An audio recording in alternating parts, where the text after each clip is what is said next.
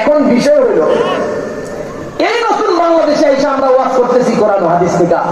এই নতুন বাংলাদেশেও কিছু মানুষ দাঁড়ায় গেছে, এই মিয়া হুজুর তুমি কোরআন হাদিস থেকে ওয়াজ করো, দাঁড়ায় দিতেছে, প্রতিবাদ করতেছে, স্টেজ থেকে নামায় দিতেছে। এটার জন্য যুদ্ধ করছি? এই লোকটা হিন্দু বা অন্য কোন ধর্মের হইলে কিছুটা মানান যাইতো। আমি কোরআন ও সুন্নাহ থেকে অপশন আয়াত বলতেছি, আর ও বলতেছে আপনি কোরআন হাদিস থেকে ওয়াজ করেন, রাজনীতির ওয়াজ করেন না। কি ভাই, রাজনীতির ওয়াজ মানে কি? তুমি একটা এলাকার নেতা, বলো নেতা, তুমি মাহফিলে আইসা বলো লম্বা রাজনীতির ওয়াজ করতে পারলা, আমি হুজুরের দুই একটা আয়াত কোরআন ও সুন্নাহ থেকে বলতে পারলাম না, তোমার কাছে এটা রাজনীতি মনে হইলো, তার মানে কি তোমার উদ্দেশ্য ভালো না? তুমি রাজনীতি কারে কো এটা শুনো নাই।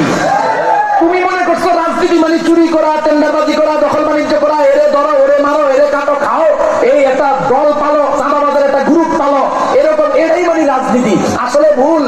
রাজনীতি আমরা যে ইবাদত করি, ও ইবাদতের একটা অংশ। আমাদের ইসলামে, আমাদের ইমানের মধ্যে চুরি হারাম,